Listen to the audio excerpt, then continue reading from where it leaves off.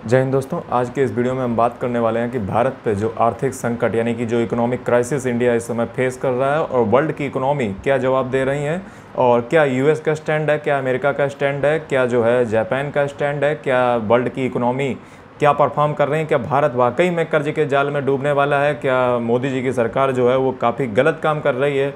और पिछले सालों में अगर देखा जाए तो काफ़ी जो है इंडिया पे कर्जा बढ़ता जा रहा है। ऐसे जो है आंकड़े आपने बहुत सारे अब तक देख चुके होंगे, लेकिन आज मैं डेटा पे बात करूँगा। और डेटा जो है वो आपके बेटे से भी जो है ज़्यादा सही बोलता है, तो बिना डेटा के मैं किसी भी चीज़ पे बोलने से बचता हूँ और पूरे फैक्ट पे बात करूँगा। मैं दुनिया की जितना भी डेटा होता है मैं कम से कम 17 से 18 पेज जो है बना के लाया हूँ, और दुनिया के जितने भी ऑथेंटिक सोर्स होते हैं वहाँ से जो है मैं सारा डेटा एक साथ इकट्ठा करके लाया हूँ। यदि यह वीडियो आप अगर देख लेते हो तो आपको पूरी दुनिया की इकोनॉमी के बारे में बहुत अच्छी एक समझ बनने वाली है। तो चलिए बिना किसी बकवास के इस वीडियो को हमेशा की तरह स्टार्ट कर लेते हैं। उससे पहले मैं थोड़ा सा प्रचार अपना करना चाहता हूं। मैं आपको बता दूं, हमारे इस चैनल पे आपको यूपीएससी से रिलेटेड और पॉलिटिकल साइंस और इंटरनेशनल रिलेशंस के यदि आप स्टूडेंट हैं और खास कर यदि आप इग्नाइटेड माइंड हैं और दुनिया से अवेयर रहना चाहते हैं तो इस चैनल को अभी सब्सक्राइब कर लीजिए और बेल आइकन को प्रेस कर लीजिए। हमारे और भी वीडियोस चैनल पे हैं, उनको भी जो है एक बार आप जरूर चेकआउट करें, अच्छा लगे तो जरूर सब्सक्राइब करें। तो चलिए वीडियो को बिना किसी बकवास के हमेशा की तरह स्टार्ट कर लेते हैं। सबसे पहले अगर हम बात करें तो ये दरअसल अगर पूरी दुनिया में देखा जाए, हमारे अगर भारत के स्टेट्स का अगर आप देखोगे तो राज्य जो हमारे हैं वो बहुत ज़्यादा कर्जा उठा रहे हैं, बहुत ज़्यादा जो है सब्सिडी बांट रहे हैं, बहुत ज़्यादा जो है पैसे को खर्चा कर रहे हैं फालतू के कामों में। जो रेवड़ियाँ जो वेलफेयर के नाम पे जो है दुनिया का तमाशा किया जाता है, उसके आधार पे जो है बहुत सारे राज्य जो है वो सब उल्टा सीधा पैसा बांट रहे हैं, जिसके कारण जो राज्य हैं वो कर्ज के जाल में फंसते जा रहे हैं। चलिए मैं आपको ब्रीफ में सब सारी चीज़ें समझाता हूँ। सबसे पहले ये समझते हैं कि हमारे देश में जो है तमाम स्टेट हैं, 28 स्टेट हैं और शायद 8 यूनियन टेरिटरी हैं।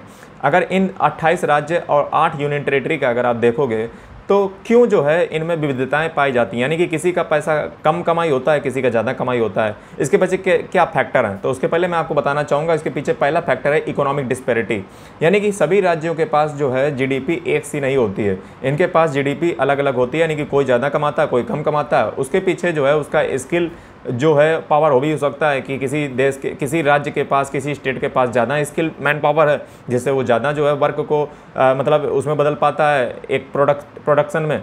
और दूसरा चीज़ है फिस्कल पॉलिसी, यानी कि जो गवर्नमेंट की जो राजकोषीय जो नीति होती है, यानी कि स्टेट वहाँ की जो है किस प्रकार की नीति को ज़्यादा रेवड़ियाँ बांटती है या फिस्कल पॉलिसी उसकी मॉडरेट है, ईजी है या बहुत ज़्यादा टफ है, इस चीज़ पे भी डिपेंड करता है। यानी कि फिस्कल अगर आपकी राजकोषीय घाटा अगर आपका बढ़ता जा रहा है, यानी कि आपकी पॉलिसी बहुत घटिया है, यानी कि फिस्कल पॉलिसी पे भी डिपेंड करता है कि राज्य किस प्रकार की नीतियों की जो है अपने अंदर जो है अडॉप्ट किए हुए हैं।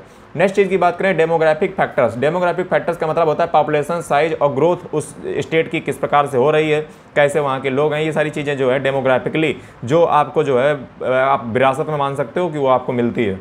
अगला चीज़ देखा जाए एक्सटर्नल शॉक्स। एक्सटर्नल शॉक्स का मतलब होता है कि मान लीजिए राज्य तो सारे बहुत अच्छे से परफॉर्म कर रहे हैं, लेकिन कभी कभी क्या होता है कि प्राकृतिक आपदाएं आ जाती हैं, तो ये फैक्टर भी जो है हमें कंसीडर करना पड़ता है। नेक्स्ट चीज़ अगर बात की जाए तो पॉलिटिकल डिसीजंस, यानी कि वहाँ पे पॉलिटिकल स्टेबिलिटी कितनी है, ईज ऑफ डूइंग बिजनेस कितना है, यानी कि वहाँ पे सिक्योरिटी कितनी है। जहाँ पे सिक्योरिटी होगी बिजनेस वहीं पे आना पसंद करेंगे, यानी कि अगर वहाँ पे पॉलिटिकल अनस्टेबिलिटी रहती है, यानी कि राजनीतिक अस्थिरता रहती है, तो सीधी सी बात है वहाँ पे इन्वेस्टमेंट नहीं आएगा, जिससे जो है राज्य ग्रो नहीं करेंगे। अगली अगर चीज़ की बात करें तो रीजनल डिस्पैरिटी। रीजनल डिस्पैरिटी का मतलब ये है कि पहले से ही उस राज्य पे कितना कर्जा था कि दूसरा वाला पता चला उसको धोते ही चला जा रहा, मतलब दूसरे पे डालता चला जा रहा। अब कोई मुख्यमंत्री विकास करे तो करे कैसे, कोई प्राइम मिनिस्टर विकास करे तो करे कैसे, क्योंकि पिछला ही पाप है उन्हीं को धोने में जो है समय चला जाता है और जनता कोसती रहती है कि ऐसे बात वैसी बात, और जनता को कौन समझाए। नेक्स्ट अगर चीज़ की बात किया जाए, हमने जो है पहला टॉपिक कवर कर लिया है कि स्टेट के बीच में जीडीपी का जो है डिफरेंस क्यों पाया जाता है। इसके पीछे जो फैक्टर्स थे वो मैंने आपको सारे बता दिए हैं। नेक्स्ट अगर चीज़ की बात की जाए, अब हम जाने वाले हैं वर्ल्ड के लेवल पे, यानी कि दुनिया के लेवल पे अगर देखा जाए तो किस कंट्री के पास कितना फॉरेक्स रिजर्व है। फॉरेक्स रिजर्व का मतलब होता है कि कितना जो है उस कंट्री के पास डॉलर में पैसा रखा हुआ है, क्योंकि इसी से जो है पूरी दुनिया में ट्रेड होता है। ट्रेड का मतलब व्यापार होता है, क्योंकि रुपया जो है हर जगह पे नहीं चलता है। हालांकि इसके लिए भी जो है सिस्टम निकाला गया है, वास्त्रो नास्त्रो अकाउंट, लेकिन हम उस पर नहीं जाने वाले हैं। आप बस इतना समझ लीजिए कि पूरी दुनिया में डॉलर चलता है, डॉलर का बोला है, यानी कि पूरी दुनिया में अगर आपको व्यापार करना है तो इंटरनेशनल जो करेंसी ऐसा माना जाता है। हालांकि उसमें जो है SDR यानी कि 5 करेंसी आती हैं, लेकिन मेनली अगर देखा जाए स्पेशल ड्राइंग राइट्स जिनको हम कहते हैं IMF के द्वारा जो असाइन किए जाते हैं, उसमें कुछ कंट्री जो है अपना पैसा भी डाल देती हैं। अगर उस तरीके से अगर देखा जाए तो पूरी दुनिया में जो है टोटल 5 करेंसी है, लेकिन मेनली जो उसमें डोमिनेट करती है वो डॉलर है। तो पूरी दुनिया की अगर इकोनॉमी का अगर आप बात करोगे तो पूरी दुनिया की इकोनॉमी में अगर किस कंट्री के पास कितना पैसा है, चलिए इस पर बात कर लेते हैं। सबसे पहले बात की जाए नंबर 1 पे अगर कोई देश है जिसके पास सबसे ज़्यादा पैसा है, वो आप समझो, अंदाज़ा लगाओ कौन होगा? अमेरिका? नो, चाइना है। नंबर 1 पे जो है पूरी दुनिया में अगर बात किया जाए फॉरेक्स रिजर्व का, यानी कि सबसे ज़्यादा किसी के पास अगर पैसा है तो वो है चाइना। चाइना के पास कितना पैसा है? तो 32,88,000 $। 32,88,000 $, का फॉरेक्स रिजर्व है। 32,88,000 $। इंडिया की पोजीशन क्या है? इंडिया चौथे नंबर पे आता है पूरी दुनिया में। अमेरिका भी नहीं आता है, मैं आपको बता दूं, अमेरिका भी नहीं आता है। इंडिया की पोजीशन क्या है? इंडिया की पोजीशन है, मैं आपको बता देता हूं, इंडिया की पोजीशन है 6,89,235 US, 2 लाख, सॉरी मैं जो है दोबारा रिपीट कर देता हूँ। चाइना का जो है फॉरेक्स रिजर्व है वो है 32,88,000 मिलियन $। चाइना का था कितना? 32,88,000 मिलियन $। इंडिया का कितना है? तो इंडिया का है 6,89,235 मिलियन $। के साथ इंडिया चौथी रैंक पे है। अगर 13वीं रैंक की बात की जाए, 13th रैंक पे, तो 13th रैंक पे है हमारा नहीं कहेंगे, 2,42,681 मिलियन $। अब आपको शौक लगा होगा कि ये क्या आप बोल रहे हो? जी हाँ, हमारे पास जो है वो फॉरेक्स रिजर्व अमेरिका से ज़्यादा है। अमेरिका के पास कर्जा भी बहुत ज़्यादा है, अमेरिका के ऊपर बहुत बड़ा कर्जा है। अभी मैं आपको सारी रैंकिंग बताऊंगा, यानी कि फॉरेक्स रिजर्व सबसे ज़्यादा किसके पास है? चाइना के पास। चौथे नंबर पे भारत है, 13वें नंबर पे यूनाइटेड स्टेट्स ऑफ अमेरिका है। तो यहाँ पे आपको पता चला कि पूरी दुनिया में अगर देखा जाए तो हम लोगों की तो सेहत काफ़ी अच्छी लग रही है। और आप कहोगे सर रसिया का भी बता दीजिए, तो रसिया जो है 5वें रैंक पे है, यानी कि इंडिया के बाद 5वें रैंक पे रसिया आता है, जिसका फॉरेक्स रिजर्व है 6,06,100 मिलियन $। तो इतनी जो है फॉरेक्स रिजर्व रसिया के पास है। इजराइल की रैंक 18वीं है, यूनाइटेड किंगडम की रैंक 19वीं है, 20वीं रैंक यूनाइटेड अरब अमीरात की है। तो ये चीज़ आपको पता चली और आपको आंकड़े चौंकाने वाले लगे। नंबर 1 पे है चाइना, नंबर 2 पे है जापान, नंबर 3 पे है स्विट्जरलैंड, नंबर 4 पे है इंडिया। आपको बड़ा शौक लगा होगा कि अमेरिका कैसे 13वें नंबर पे है। अब उसके पीछे भी कारण मैं आपको बताऊंगा। तो आपको ये चीज़ पता चली, दरअसल अमेरिका ने 1971 में ही हाथ खड़े कर दिए थे। अगर आपको पता होगा तो अमेरिका ने तो पहले ही मना कर दिया था कि हमारे पास भैया गोल्ड जो है इसने फर्जी बड़ा खूब चलाया और US का डॉलर का अच्छा प्रचार किया, और उसके बाद जो है 1971 में हाथ खड़े कर दिया कि भैया डॉलर तुम्हारे पास है ही नहीं। तो अमेरिका की ये स्थिति है, यानी कि अमेरिका को जितना बड़ा भौकालीबाजी समझते हो उतना है नहीं। ठीक है, अंदर से जो है इसकी एकदम मतलब छोड़ दीजिए, अब क्या मैं बोलूँ, अंदर से जो है इसकी ऐसी कुछ तैसी मची पड़ी है। ठीक है, इसके पास कुछ है नहीं, बस ये जो है डिप्लोमेटिक, चूंकि इसके पास मिलिट्री है और इसके पास पावर है, बस इसी का जो है रौब इसके पास है। और इसके पास ट्रूप्स जो इसने पूरी दुनिया में डिप्लॉयमेंट कर रखे हैं। और जो कि ये जो है सेकेंड वर्ल्ड वार के बाद देखा जाए तो दुनिया के जितने भी इंटरनेशनल जो ऑर्गेनाइजेशंस हैं उनका भी जो है एक तरीके से मुखिया और पीएम पितामह आप इनको मान सकते हो। और वर्ल्ड बैंक और IMF भी जो है ब्रेक्जिट छोड़िए। अच्छा, तो यहाँ पे जो है आपको चौंकाने वाले आंकड़े पता चले, यानी कि फॉरेक्स रिजर्व सबसे दुनिया में ज़्यादा है चाइना के पास। और जो है अगर मैं नेक्स्ट चीज़ की बात करूँ तो जो है अब दुनिया में सबसे पहले मैं आपको ये कह देता हूँ कि सबसे पहले अगर ये चीज़ देखी जाए तो भारत सरकार पैसे छापती कैसे है। यानी कि बच्चों के दिमाग में ये आता कि पैसे छाप दीजिए, पैसे छाप दीजिए, और पैसे छापने के बाद जो है वो सारे पैसे जो है लोगों में बांट दीजिए, सब लोग अमीर हो जाएंगे। तो मैं आपको बता दूं कि पैसे छापे जाते हैं फॉरेक्स रिजर्व के ही ऊपर। यानी कि किसी भी कंट्री को, जैसे इंडिया ने अपना रूल अपना स्वयं का बना रखा है, हम लोग जो है फिक्स एक्सचेंज रेट को सपोर्ट करते हैं। फिक्स एक्सचेंज रेट का मतलब है कि हम टाइम टू टाइम उसको चेंज करते रहते हैं अपने हिसाब से, उसको जो है इंटरनेशनल मार्केट स्टैंडर्ड के हिसाब से चेंज करते रहते हैं। तो इस प्रकार का एक्सचेंज रेट हमने डॉलर के सापेक्ष अपने जो है अडॉप्ट किया है। अगर हम देखा जाए तो सवाल ये है कि इंडिया अपना नोट कैसे प्रिंट कर सकता है। तो मैं आपको बता दूं, हमारे इंडिया ने जो है शायद, जहाँ तक मैं सही हूँ, 1967 या 1957 में ये जो है, ये आप चेक कर लीजिएगा, तो उसके अनुसार अगर देखा जाए तो इंडिया के पास $200 बिलियन का US रिजर्व होना चाहिए, US डॉलर का रिजर्व होना चाहिए। अगर इंडिया के पास इतना है तो इंडिया कितना भी पैसा छाप सकता है। अब जितना भी पैसा छाप लेगा उसके अनुपात में महंगाई भी बढ़ती है, क्योंकि जब लोगों के पास पैसा ज़्यादा आएगा, पैसा भैया बढ़ाने से थोड़ी ना कुछ काम होता है, रिसोर्स आप बढ़ाइए अपने। इंडिया के पास रिसोर्स नहीं है, अगर आपने पैसे ज़्यादा कर दिए, रिसोर्स उतने ही हैं, तो मैं आपको गारंटी देता हूँ उस देश में महंगाई बहुत तीव्रता से बढ़ेगी, इन्फ्लेशन बहुत तेज़ से बढ़ेगा और जनता आपको गाली देगी। गारंटी के साथ। ठीक है, तो ये चीज़ आपको पता होनी चाहिए। तो आपका जवाब मिल गया होगा कि इंडिया को $200 बिलियन का फॉरेक्स रिजर्व मेंटेन करना पड़ता है, जिसमें से $115 बिलियन गोल्ड के रूप में है और बाकी जो है शायद फॉरेक्स रिजर्व के रूप में मेंटेन करना पड़ता है। हालांकि इंडिया ने अभी जो है यूके से जो है कुछ अपना गोल्ड मंगाया भी है जो वहाँ पर रखा हुआ था, तो अच्छी बात है। चलिए नेक्स्ट चीज़ की मैं बात करूँ तो वर्ल्ड इकोनॉमी को आपने बहुत ध्यान से देखा। अब बात आ जाती है कर्जे की, किस पे कितना कर्जा है।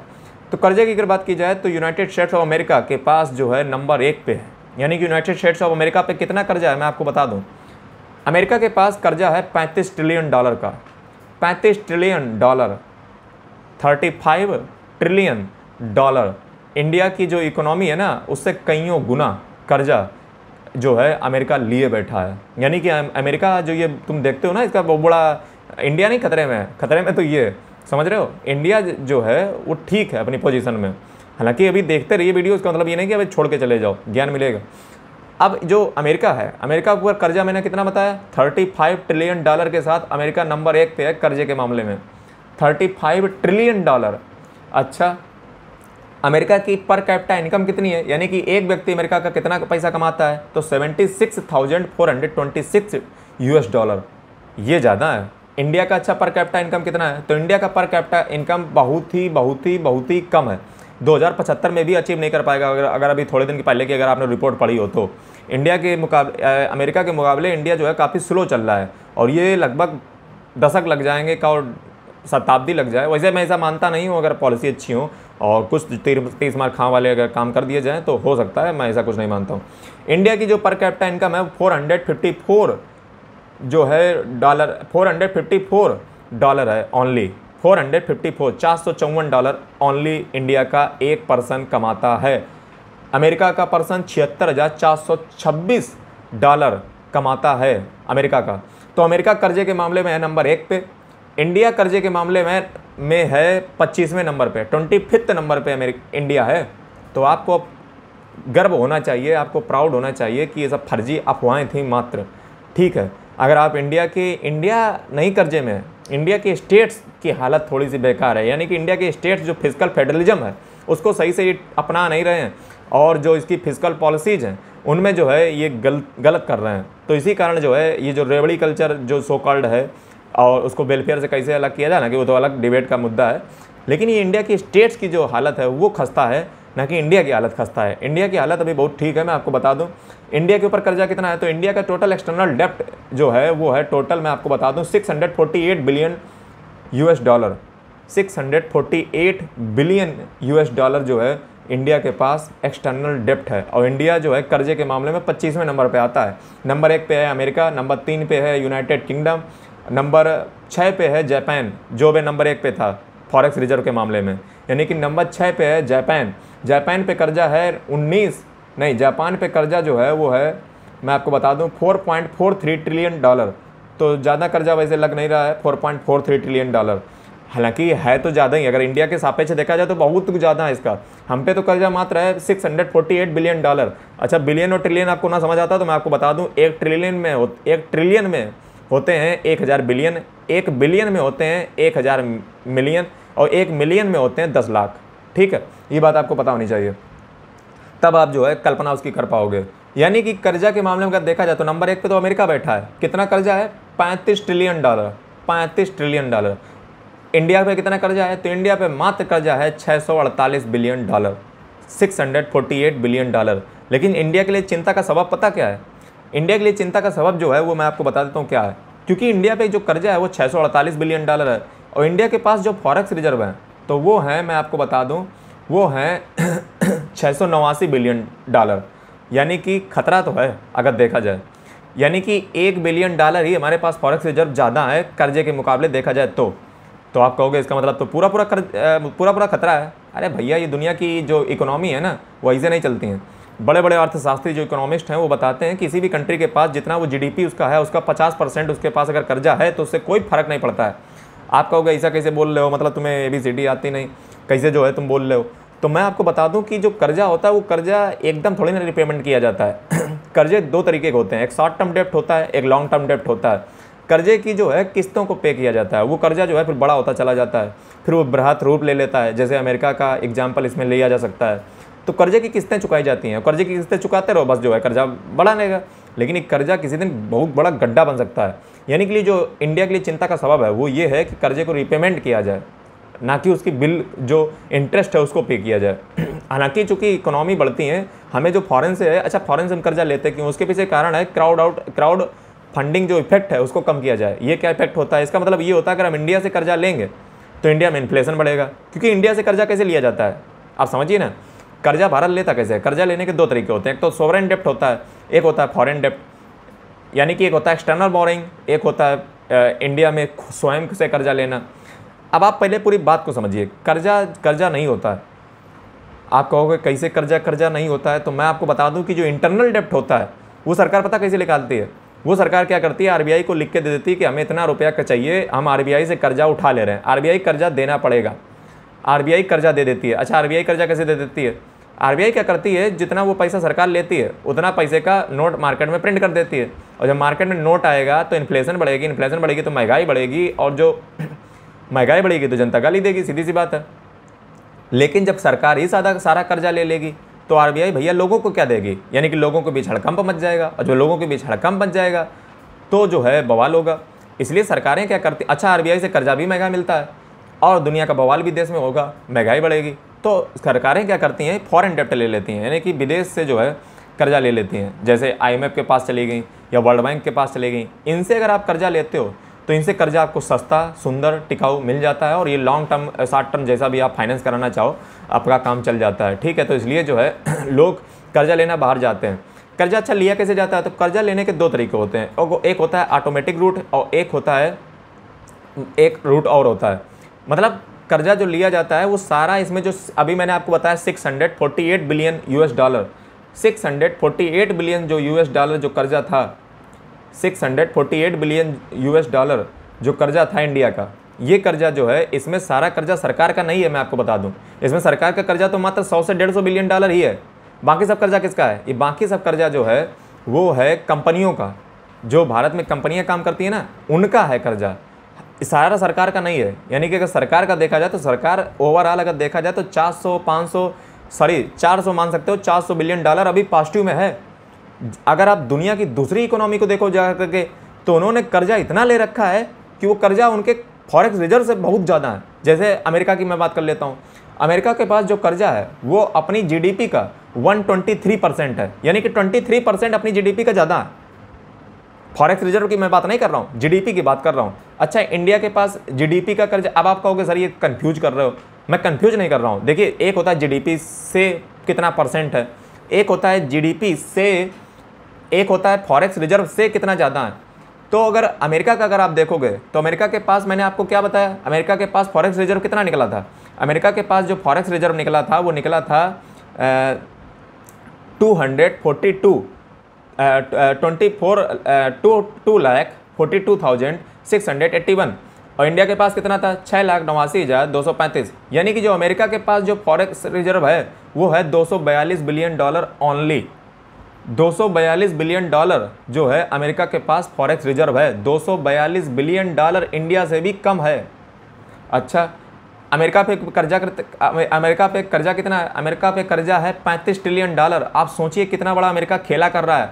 अमेरिका के डॉलर में कोई दम नहीं है, समझे, सिर्फ पावर है, डिप्लोमेसी है, इस बात पे जो है आपको बेवकूफ़ बनाता है। आप सोच के देखिए, अमेरिका के पास जो फॉरेक्स रिजर्व हैं वो इंडिया से कई गुना कम, 2 गुना कम मान सकते हो। इंडिया के पास जो फॉरेक्स रिजर्व हैं वो 649 बिलियन डॉलर है, और जो अमेरिका के पास फॉरेक्स रिजर्व है यानी कि जो पैसा है वो है टोटल 242 बिलियन डॉलर, यानी कि आधे से भी कम है। और अमेरिका पे जो कर्जा है वो है 35 ट्रिलियन डॉलर, इंडिया पे जो कर्जा है वो है मात्र 648 बिलियन डॉलर। अब सोचिए अमेरिका बड़ा कि हम बड़े, तो ऐसे अगर देखा जाए तो हम बड़े हैं। अच्छा अमेरिका जो है कर्जा, अमेरिका की जीडीपी का कितना है, तो अमेरिका जो है अपनी जीडीपी का 123% कर्जा जो है उसका अपनी जीडीपी का है, 123%, यानी कि अपनी जीडीपी का दुगुना कर लीजिए और 23% और कर लीजिए, इतना अमेरिका की जीडीपी से ज़्यादा अपना कर्जा ले लेता है। बड़ा हालत खस्ता है अमेरिका की। अब आप कहोगे अमेरिका को क्यों ले रहे हो, अरे भैया जब तुम ही दुनिया के ठेकेदार बने घूमोगे तो तुम्हें से कंपेरिजन करेंगे। तो अमेरिका नंबर 1 पे है कर्जे के मामले में। अच्छा, और जो है पड़ोसियों की देख लेते हैं। 13वें नंबर पे है चाइना। चाइना का कर्जा कितना है? तो चाइना के पास जो कर्जा है वो 2.45 ट्रिलियन डॉलर है। 2.45 ट्रिलियन डॉलर, यानी कि इंडिया जो है 25वें नंबर पर बैठा हुआ है। हमारे पास जीडीपी का जो है अगर बात की जाए तो 16.46% ही हमारे पास जो है कर्जा है अपनी जीडीपी का, और अमेरिका के पास यही कर्जा जो है परसेंटेज में अगर देखा जाए तो 123% है। जीडीपी का 123% कर्जा लिए बैठा हुआ है अमेरिका। इंडिया का जो है कर्जा बहुत ठीक है, 16.46 जो है परसेंट ही कर्जा है हमारे पास सिर्फ, यानी कि इंडिया का आप देखिए कितना फायदे में। अगला, अगर आप कहोगे सर चाइना का भी जीडीपी के परसेंटेज में बता दीजिए, तो चाइना का जीडीपी के परसेंटेज में जो कर्जा है वो है 13.21, यानी कि चाइना हमसे काफ़ी अच्छी पोजीशन में है। चाइना का 13.21% ही जीडीपी का जो है कर्जा लिए बैठा है। अच्छा, आप थोड़ा सा और कंपैरिजन कर लेते हैं। थोड़ा सा और कंपैरिजन मैं क्या करने वाला हूँ, मैं ये देखने वाला हूँ कि किसके पास कितनी वेल्थ है और उस वेल्थ का कितना कर्जा कौन सा कंट्री लिए बैठा है। तो अमेरिका की अगर बात की जाए तो अमेरिका के पास यानी कि जो कर्जा है और परसेंट ऑफ टोटल वेल्थ का कितना है, यानी कि टोटल वेल्थ का जो कर्जा है वो कितना है, तो अमेरिका के पास टोटल वेल्थ का जो कर्जा है वो है 17.66% टोटल वेल्थ का। मैं वेल्थ की बात कर रहा हूँ, यानी कि पूरा जो धन, पूरा सब नेचुरल रिसोर्स, ये सब कुछ मिलू करके जो टोटल वेल्थ अमेरिका की है, उससे अगर हम तौलें तो अमेरिका के पास 17.66% कर्जा लिए बैठा है अमेरिका टोटल वेल्थ का। मैं टोटल फॉरेक्स रिजर्व की बात नहीं कर रहा हूँ, टोटल वेल्थ का। वेल्थ फॉरेक्स रिजर्व से बड़ी होती है, ठीक है, उसमें वो सिर्फ पैसे की टर्म में नहीं तौली जाती है, वो तौली जाती है अगर देखा जाए तो वो वेल्थ तौली जाती है, वो सब चीज़ों को मिला देता है, मतलब पूरी संपत्ति है, इसे मान लीजिए आप। अच्छा, चाइना का क्या मामला है, तो चाइना के पास जो है, चाइना की हालत बहुत बेहतरीन है, बहुत ही ज़्यादा। 2.90% ही कर्जा है चाइना के पास। अगर दुनिया की नहीं, अगर टोटल चाइना की वेल्थ की बात की जाए या धन की बात की जाए तो चाइना के पास जो कर्जा है मात्र 2.9% ही है। इंडिया की पोजीशन जो है चाइना से थोड़ी सी खस्ता है। इंडिया के पास टोटल वेल्थ का 4.22% जो है कर्जा है, 4.22%, यानी कि इंडिया के पास अगर 100 रुपये हैं तो इंडिया 4.22 कर्जे में है, ठीक है। तो ये जो है मैंने जो आपको कंपैरिजन बताया, ये जो है आपकी आंखों को खोल देगा और आपकी आंखों को जो है चश्मा लगा देगा, और आप जो है बहुत अच्छे से कंपैरिजन जो है आपने देखा होगा। दूसरी चीज़ मैं आपको ये बता दूं कि अमेरिका से जो है, अमेरिका क्या अगर डूब जाएगा तो इंडिया का फॉरेक्स रिजर्व भी डूब जाएगा। तो हाँ, ये खतरा एक बना रहता है। अगर अमेरिका ने मान लीजिए कहीं सरेंडर कर दिया तो अमेरिका का जो फॉरेक्स रिजर्व हमारे पास डॉलर में रखा हुआ है उसका क्या होगा, क्योंकि अमेरिका जो है वो डोमिनेंस तो अपनी चलाता है लेकिन अंदर से खोखला है। लेकिन अमेरिका के पास जो वेल्थ है, बस वही तो उसकी चीज़ है जो उसको दुनिया का पावरफुल देश बनाती है। अभी मैंने आपको बताया ना कि अमेरिका की जो वेल्थ है, वेल्थ का 17% है मात्र कर्जा, और फॉरेक्स रिजर्व का कितना है, तो फॉरेक्स रिजर्व का नहीं, जो जीडीपी है अमेरिका की, जीडीपी का 123% है, यानी कि दुगुना है जीडीपी से कर्जा लिए बैठा है। 23% और जोड़ लीजिए, यानी कि आपने क्या देखा, अमेरिका के पास जो इतना डंका बजाने का कारण है वो क्या है, वो है उसकी वेल्थ का 17% है और जीडीपी का 123% है, यानी कि दोगुना का 23% और कर लीजिए। तो ये जो है मैंने आपको जो कंपैरिजन बताया, ये सारा मैं डेटा के बेस पे बोल रहा हूँ। ये सारा डेटा अच्छा आपको मिलेगा कहाँ पे, तो आप हमारे टेलीग्राम चैनल को नीचे डिस्क्रिप्शन में लिंक होगा, उसको ज्वाइन जरूर कर लें। इसके आपको बहुत सारे बेनिफिट्स होंगे। जितना भी मैं बोल रहा हूँ फर्जी हवा बोलता नहीं हूँ, जो भी बोल रहा हूँ फैक्ट और डाटा के बेस पे बोल रहा हूँ। सारी बातें जो है आपको डिफरेंट जो इंटरनेशनल मॉनेटरी फंड या फिर जितने भी बेहतरीन जो वेबसाइट हैं, जो भी इंडिकेटर है, वहाँ से RBI की मैं डाटा उठाया हूँ, इंटरनेशनल मॉनेटरी फंड का उठाया हूँ, वर्ल्ड बैंक का उठाया हूँ, और जो है जितने भी डेटा होते हैं मैं सारे डाटा उठा कर लाया हूँ, उन्हीं से बोल रहा हूँ और मेरे सामने वो चल रहा है। नेक्स्ट चीज़ की अगर बात किया जाए, चलिए इतना कंपैरिजन हो गया, अब मैं बात कर लेता हूँ इंडिया का जो है ये कर्जा आखिर बढ़ा कैसे।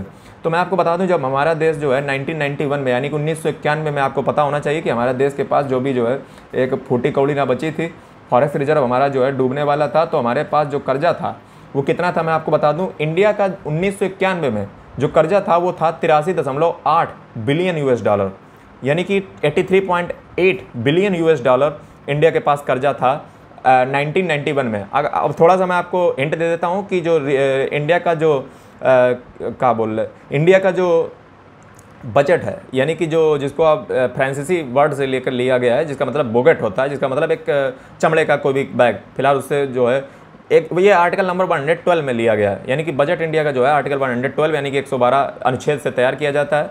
और इसको जो है फाइनेंस मिनिस्टर जो है पेश करता है। और उससे पहले मैं आपको बता दूं, इंडिया का बजट कभी पॉजिटिव रहा है नहीं, हमेशा इंडिया कर्जे में रहा है। हमने शुरुआती जो है कर्जे से कर दी, यानी कि जो इंडिया की फिस्कल पॉलिसी है वो बजट डेफिसिट के तरीके से काम करती है। यानी कि हमारा जो बजट का प्लानिंग करने का तरीका होता है वो होता है बजट डेफिसिट, उसको हम कहते हैं। यानी कि हम हमेशा जो है नुकसानी में रहते हैं, इसको जो है हम फिस्कल डेफिसिट कह सकते हैं। फिस्कल डेफिसिट हालांकि अगर देखा जाए तो अटल बिहारी वाजपेयी जी की सरकार थी, उसने 2004 में जो FRBM यानी कि fiscal responsibility budget management act 2004 को पारित किया था। लेकिन अभी मोदी सरकार ने 2021 में शायद या 2020 में शायद, जब कोरोना लगा था, तो उसमें नेचुरल कैलामिटी का जो क्लास था उसको इन्वोक किया था। और उसके बाद उसमें जो है थोड़े बहुत संशोधन कर करके, और उसके बाद जो फाइनेंस कमीशन बना था उसने भी कुछ जो है अपने सजेशंस दिए थे, उसको ले करके जो है उसमें संशोधन किए गए थे, जिसके अनुसार जो है हमारी जो मोदी गवर्नमेंट है, भी मैं आपको आगे बताऊंगा, उसने जो कर्जा है उसको कम करने का ठाना भी है।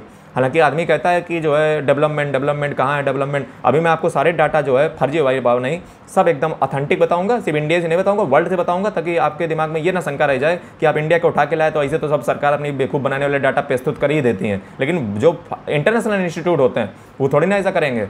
चलिए आगे बोलते हैं। 1991 में इंडिया के पास कर्जा था 83.8 बिलियन US डॉलर। अब जो है 2014 की बात करें, यानी कि जब मनमोहन जी की जो सरकार थी वो जब गई थी, तो टोटल कर्जा इंडिया के ऊपर था 409 बिलियन डॉलर, रुक जाओ, 446 बिलियन US डॉलर। 446 पे मनमोहन जी जो है छोड़ कर गए थे। अब आप बताइए इससे पहले सरकार किसकी थी? तो इससे पहले अब मैं थोड़ा सा और आपको बता देता हूँ। मैं एक चीज़ आपको बहुत ही क्लियर कर देना चाहता हूं कि मैं यहाँ पे किसी के सरकार के पक्ष और विपक्ष का कोई भी जो है यहाँ पे हिमायती नहीं हूँ। मुझे किसी से भाड़ में जाए, ठीक है, मुझे कोई लेना देना नहीं है। मैं यहाँ पे सिर्फ कंपैरिजन कर रहा हूँ डाटा का। मैं डाटा आपको बता रहा हूँ एक स्टूडेंट के पर्पज़ से, और आपको जानने के पर्पज़ से, आपको अवेयर करने के पर्पज़ से। इसके अलावा मेरा कोई भी जो है उद्देश्य इस वीडियो का नहीं है, मैं आपको सिंपली बता देता हूँ। चलिए, जो है 1991 में 1991 में भारत के ऊपर कर्जा था 83.8 बिलियन डॉलर, और जो है 2001 में भारत के ऊपर कर्जा था 101 बिलियन डॉलर, और 2007 में जो भारत पे कर्जा था वो 172 बिलियन डॉलर। अब आप कहोगे 2001 और 2007 का आपने क्यों बताया? इसके पीछे कारण ये है कि मैं बताना चाहता हूँ कि उस समय सरकार थी अटल बिहारी जी की। तो आप देखिए उन्होंने इतने सालों में कर्जा मात्र कितना लिया, मात्र 70 से 72 बिलियन डॉलर का। और उसके बीच में ये जो खेला हुआ है कर्जा का, ये हो कहाँ रहा है, आप ज़रा समझिए बात को। हाँ, वही मैं समझाना चाह रहा हूँ। तो जो 2007 में जो कर्जा था भारत पे वो था 172 बिलियन डॉलर, और 2001 में कर्जा था वो था 101 बिलियन डॉलर, और 2014 में आते आते कितना हो गया, 172 से 446 बिलियन डॉलर। ये किसने किया है आप पता लगाइए। 2014 में 446 बिलियन डॉलर हो गया। उसके बाद अगर देखा जाए 2023 में, और 2023 छोड़ दीजिए, दिसंबर 2023 का मैं लास्ट आंकड़ा आपको बता रहा हूँ, 648 बिलियन डॉलर अब इंडिया पे कर्जा है। यानी कि 648 billion dollar India possesses the डेप्ट ऑफ द इंडियन इकोनॉमी। यानी कि जो इंडिया का कर्जा है इस समय 648 बिलियन US डॉलर है, और इंडिया की GDP की अगर बात कर ली जाए तो ये 18.7% जो है बनता जा करके है। यानी कि एक्सटर्नल डेप्ट इंडिया का 18.7 है। अभी मैंने जो आपको आंकड़े बताए थे वो इंटरनेशनल थे, ये नेशनल आंकड़े हैं। उसमें थोड़ा बहुत जो है फिर होता रहता है, फिलहाल हमें उससे लेना देना नहीं है, हमें जो है लमसम अमाउंट में चाहिए। अब सवाल ये कर लेते हैं इंडिया पे कर्जा आखिर है कितना, कहाँ से आया, कितना कर्जा है, कौन लिए बैठा है। तो मैं आपको आंखें खोल देता हूँ आपकी। कैसे? तो देखिए इंडिया पे जो टोटल कर्जा है वो मैंने आपको क्या बताया, टोटल एक्सटर्नल डेप्ट जो इंडिया पे है वो जो है अगर देखा जाए तो इसमें मैं आपको बता चुका हूँ कि IMF पे हमारा कोई भी लोन नहीं है। यानी कि IMF से जो है हमारा एक भी फूटी कौड़ी जो है कर्जा वर्जा है नहीं। मैं आपको लास्ट आंकड़े 2021 के बताता हूँ। 2021 के बाद मेरे पास आंकड़े हैं नहीं, ठीक है, मैंने काफ़ी खंगोलने की कोशिश की। मार्च 2021 का आंकड़ा बता रहा हूँ। तो मार्च 2021 में जो कमर्शियल बोरोइंग है इंडिया की, कमर्शियल बोरोइंग का मतलब सरकार का ही कर्जा नहीं है, तो वो 37.40% है, 37.40%। 37.40% कमर्शियल बोरोइंग है। यानी कि ये जो कर्जा इंडिया में जुड़ रहा है, ये 648 बिलियन डॉलर जो इंडिया का कर्जा बन रहा है, उसमें 37% का हिस्सेदारी किसी की है, तो 37% कंपनियों की है। यानी कि सरकारें मुक्त हैं, वो कंपनियों का कर्जा है, उनके थ्रू जो है कर्जा लिया गया है। अच्छा, तो ये हमारे लिए पॉजिटिव की बात है, कंपनियों का है, सरकार का नहीं है। दूसरी जगह देखा जाए तो जो NRI डिपॉजिट हैं, यानी कि जो नॉन रेजिडेंट ऑफ इंडिया होते हैं, जिनका शायद जहाँ तक मैं याद कर पा रहा हूँ इंडियन लॉज के हिसाब से 165 डेज के बाद अगर आप इंडिया से बाहर रहते हो तो जो है आप NRI डिक्लेयर हो जाते हो, यानी कि नॉन रेजिडेंट इंडियन। यानी कि आपको जो है फॉरेन एम्बेसी में आपको बताना पड़ता है कि हाँ भैया मैं जिंदा हूँ, और छोड़िए। अच्छा, तो ये जो है 25% NRI का डिपॉजिट है, यानी कि 38 वो और 25 ये जोड़ लो, तो लगभग अगर देखा जाए तो शायद जहाँ तक कैलकुलेशन जोड़ रही है तो वो जो है कितना हुआ जा करके 63% हुआ, यानी कि 63% तो इंडिया का जो है कर्जा है ही नहीं। वो किसका है? वो कंपनी का है, कुछ 37% और कुछ जो है 25% शायद NRI का है, डिपॉजिट है भारत के पास, तो वो कर्जा ही माना जाता है, समझे। अच्छा चलिए आगे बढ़ते हैं। आगे जब बढ़ने की बात आती है तो अब ये जो है, जो इंडिया की हालत खस्ता है उसके पीछे जो कारण है वो हैं राज्य जो है इसी के तैसी लगाए बैठे हैं। कैसे? अगर इंडिया में बात की जाए तो 75% जो इन्वेस्टमेंट अभी आया है उसमें 75% इन्वेस्टमेंट जो है वो गुजरात, तमिलनाडु, महाराष्ट्र, कर्नाटक, तेलंगाना और उत्तर प्रदेशों के पास आया है, उत्तर प्रदेश के पास आया है। तो ये जितने भी मैंने स्टेट्स बोले इनके पास जो है बहुत सारा इन्वेस्टमेंट आया है, बाकी के पास क्यों नहीं आया है? इसके पीछे कारण बहुत से हैं। इसके पीछे लॉ एंड ऑर्डर, कोई भी बिजनेस वहीं पे खोलता जा करके है जहाँ पे ईज ऑफ डूइंग बिजनेस हो, ज़्यादा कागजी कार्रवाई ना करनी पड़ती हो, जहाँ पे सिक्योरिटी अच्छी मिले, जहाँ पे पुलिस कानून व्यवस्था अच्छी हो। अगर आप ये सारे जो है नौटंकी नहीं करते हो तो जो है आपके यहाँ पे इन्वेस्टमेंट ज़िंदगी में आएगा नहीं, और इन्वेस्टमेंट नहीं आएगा तो एम्प्लॉयमेंट नहीं बढ़ेगा, एम्प्लॉयमेंट नहीं बढ़ेगा तो अनएम्प्लॉयमेंट बढ़ेगा, अनएम्प्लॉयमेंट बढ़ेगा तो आपको गाली पड़ेंगे, और जब गाली पड़ेंगे तो आपकी कुर्सी पे खतरा। तो ये सारी चीज़ें जो है आपको समझनी पड़ेंगी। तो ये जो सरकारों की अच्छा दशा फिर ख़राब किसकी है? तो दशा अगर देखी जाए तो काफ़ी दशा ख़राब है। जैसे आप हिमाचल प्रदेश की बात कर लीजिए, पंजाब की बात कर लीजिए, चंडीगढ़ में तो अच्छा खासा ठीक ठाक है, लेकिन पंजाब की जो है देखा जाए तो ये जो रेवड़ियाँ बांटी जा रही हैं इसके चक्कर में हालत थोड़ी सी खस्ता है। और भी है स्टेट्स जिनकी जो है हालत क्यों खस्ता हो रही है, तो मैं आपको बता दूं इसके पीछे कारण है उनके द्वारा जो फ्री फंड का जितना भी जो है बांटा जाता है, ये अगर बांटना राज्य कम कर दें तो उनके यहाँ पे इन्वेस्टमेंट आएगी, और लॉ एंड ऑर्डर को सुधार लें तो इससे जो है उनकी दशा अच्छी बनेगी। लोगों को जो है फ्री का नहीं देना है। अगर आपने हराम की लत डलवा दी, हालांकि शब्द जो है आपको थोड़ा सा अजीब लगा होगा, लेकिन मैं आपको सही कह रहा हूँ, किसी को जो है फ्री में नहीं देना चाहिए। फ्री में देने से क्या होता है कि उस व्यक्ति को ऐसा लगता है कि ये मेरा जन्मसिद्ध अधिकार है और मैं इसका मतलब जो है मेरा ही था पैसा, समझे, और सरकार नौकर है और जो है हम बेरोजगार भक्त हैं, तो हम जो है पैसे लेने के एकदम राइट है, दिस इज़ योर राइट। तो ये राइट है तुम्हारा गया तेल लेने, समझे, काम करो, काम के बदले में। हाँ, अगर सरकार कुछ प्रमोशन देना चाहती है तो आप जो है नौकरी दीजिए, एम्प्लॉयमेंट दीजिए, और उसके बदले में उनको पैसा दीजिए, उसके एवज में आप 2-4 रुपये ज़्यादा बढ़ा दें, कोई बात नहीं, उनको जो है सुविधाएं दीजिए, अच्छी चीज़ें दीजिए, लेकिन आप फ्री फंड का मत दीजिए। अगर आपने फ्री फंड का देना चालू किया तो आपका क्या फ़ायदा हुआ उससे? स्टेट का ही नुकसान होगा जा करके। उसके बदले में क्या ह्यूमन स्किल डेवलपमेंट कुछ हुआ? नहीं हुआ। जैसे अभी इंडियन गवर्नमेंट का अगर देख लीजिए 2024 का जो बजट अभी पास हुआ उसमें देखिए स्किल डेवलपमेंट पे काम किया गया। स्किल के नाम पे जो है 5,000 रुपये सरकार देगी, 5,000 रुपये वो फला कंपनी देगी, उसके बाद जो है जो पैसे कमाएंगे, कुछ काम होगा देश का, कुछ जो है वर्किंग कैपिटल बनेगा जा करके, कुछ स्किल आएगी देश के पास जो आगे चल के ह्यूमन कैपिटल में काम करेगा। तो ये सारी चीज़ें स्टेटों को समझनी चाहिए। फ्री के रेवड़ियाँ बांटने से जो है स्टेट नहीं चलते हैं, उसके लिए हमें फिस्कल पॉलिसी को कंसोलिडेट करना चाहिए और तभी जो है हम एक स्टेट को चला सकते हैं। ये सारे जो है इकोनॉमिस्ट ऐसा कहते हैं, मैं ऐसा नहीं कह रहा हूँ, मैं कहने वाला कौन होता हूँ। अगर नेक्स्ट चीज़ की अगर बात की जाए तो नेक्स्ट चीज़ जो है सब्सिडियाँ भी जो है काफ़ी दी जाती हैं हमारे देश में, रेवड़ियों की तरह बांटी जाती हैं, ठीक है। चुनावी वादे खुद लंबे लंबे कर दिए जाते हैं, तो इन चुनावी वादों पर अंकुश लगना चाहिए और जो है राज्यों के ऊपर बहुत लंबी जो है एक जो है सीलिंग प्राइस तय करना चाहिए, यानी कि एक सील तय जो एक अर्श से फर्श वाली जो वो होती है, रूफ होती है, उसको तय करना चाहिए ताकि जो है उसके ऊपर कोई भी स्टेट कर्जा ना ले पाए। अब सवाल ये है कि कैसे मतलब क्या मतलब, जैसे छत्तीसगढ़ का बात का काम कर लीजिए। छत्तीसगढ़ तो है जो है इंडिया में बहुत अच्छा पैसा कमा रहा है। कैसे कमा रहा है देखिए, हरियाणा और पंजाब की ही कैपिटल छत्तीसगढ़। और आपका क्वेश्चन ये है कि आप बताइए छत्तीसगढ़ का डिज़ाइन किसने तैयार किया था, किस फ्रांसीसी ने डिज़ाइन किया था, इसका कमेंट में नाम बताइएगा। और वीडियो कैसा लगा हो तो उसको भी बताइएगा। काफ़ी रिसर्च लगती है, काफ़ी मेहनत लगती है, तभी जो है वीडियो आ पाते हैं। हाँ, तो छत्तीसगढ़ की बात की जाए तो छत्तीसगढ़ का कारण है कि वहाँ पे माइनिंग और एग्रीकल्चर से ग्रोथ होती है इकोनॉमी की, माइनिंग और एग्रीकल्चर से। कर्नाटक की बात की जाए तो कर्नाटक के पास जो हब है वो इंडस्ट्रियल सेक्टर है और IT सेक्टर कर्नाटक का जो है बैकबोन है। महाराष्ट्र की अगर बात कर ली जाए तो महाराष्ट्र के पास बहुत डाइवर्स और डायनेमिक इकोनॉमी है, इसलिए जो है Mumbai is the economic capital of India is known. And next चीज़ की अगर बात की जाए तो BMC जो है वहाँ की जो बॉम्बे म्यूनिसिपल कॉरपोरेशन, वो जो है भारत की सबसे अमीर म्यूनिसिपल कॉरपोरेशन में आती है, आपको पता होना चाहिए। गुजरात की अगर बात की जाए तो गुजरात में जो है इंडस्ट्रियलाइजेशन और एफिशिएंट टैक्स कलेक्शन जो मैकेनिज्म वहाँ पे अपनाया गया है, इसके कारण गुजरात जो है वो इकोनॉमी में हमेशा बूम पे रहता है। नेक्स्ट चीज़ की बात की जाए उड़ीसा का, तो उड़ीसा के पास मिनरल रिसोर्स हैं और ग्रोइंग जो मैन्युफैक्चरिंग सेक्टर वहाँ का जो है वो जिम्मेदार है।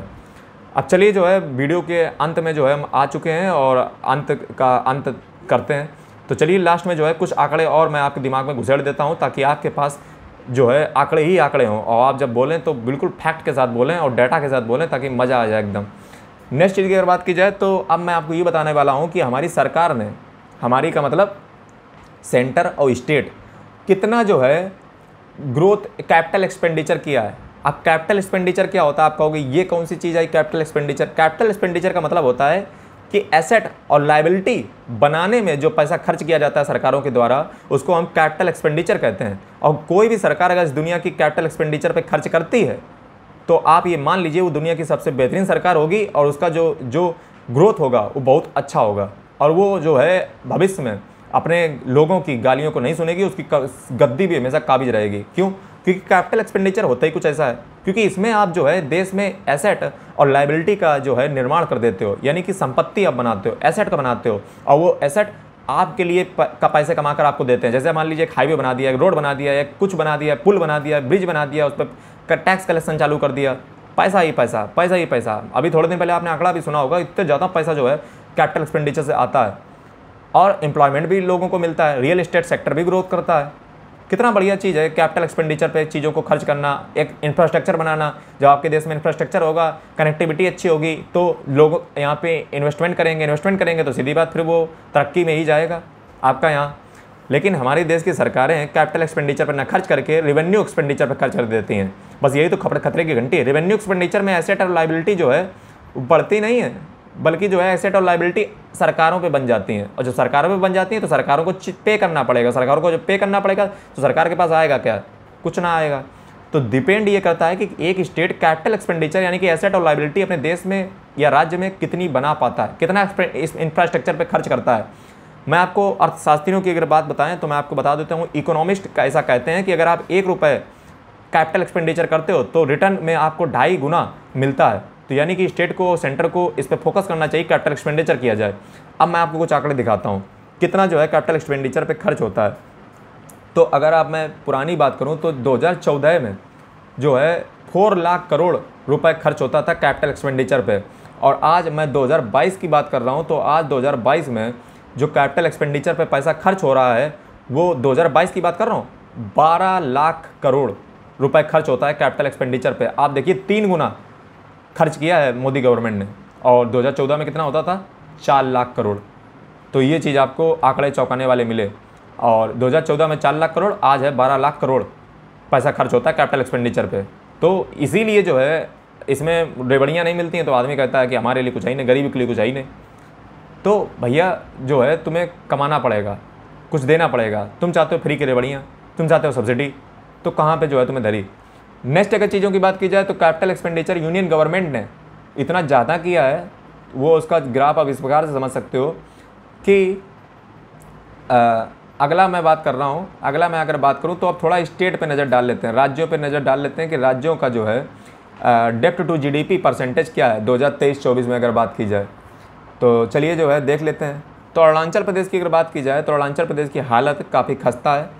अरुणाचल प्रदेश का जो है डेप्ट टू जीडीपी परसेंटेज, डेप्ट टू जीडीपी का परसेंटेज मैं आपको बता दूं कि जीडीपी का मतलब होता है एक देश की जीडीपी, एसजीडीपी का मतलब होता है स्टेट ग्रॉस डोमेस्टिक प्रोडक्ट, यानी कि ये किसी राज्य की जो जीडीपी होती है उसको हम एसजीडीपी के अंतर्गत तौलते हैं। तो अगर अरुणाचल प्रदेश का अगर बात किया जाए तो अरुणाचल प्रदेश पे कर्जा आपको पता कितना है, यानी कि जितना वो 1 साल में कमाता है उसका है 53% कर्जा अरुणाचल प्रदेश पे। अब उसकी जरा पॉलिसी देखिए जाकर के बाहर निकल करके क्या वो कर रहा होगा अरुणाचल प्रदेश। 53% कर्जा यानी कि 50% से ज़्यादा कर्जा, उसका मतलब जितना आप कमाते हो उससे ज़्यादा तो कर्जा तुम्हारा है। 53% अपनी जीडीपी का कर्जा है अरुणाचल प्रदेश पे। पंजाब की बात करूँ तो पंजाब पे 46.8% कर्जा, नागालैंड पे 41.6% कर्जा, मणिपुर पे 40% कर्जा, मेघालय पे 39.9% कर्जा, हिमाचल प्रदेश पे 39% कर्जा, बिहार पे 35.7% कर्जा, वेस्ट बंगाल पे 37.1% कर्जा, राजस्थान पे 36.8% कर्जा, आंध्र प्रदेश पे 33.3% कर्जा, उत्तर प्रदेश पे 31.7% कर्जा, और जो है उत्तराखंड पे 28.2% कर्जा, तमिलनाडु पे 25.6% कर्जा। साउथ के राज्य अच्छा कर रहे हैं लेकिन कुछ को छोड़ दिया जाए तो, और महाराष्ट्र पे मात्र 18.2% कर्जा, और गुजरात की बात कर ली जाए तो बहुत कम कर्जा है, 15.3% कर्जा। उड़ीसा पे तो और भी कम है, 13.1% कर्जा है। उड़ीसा पे क्यों कम है मैंने आपको अभी बताया था, अभी थोड़ी देर पहले। कर्नाटक पे 23% कर्जा, तेलंगाना पे 23.8% कर्जा, और इसी प्रकार से जो है सारे ये कर्जा हैं। तो ये सारी बातें मैंने इस वीडियो में डिस्कस की, बहुत डिटेल में डिस्कस की।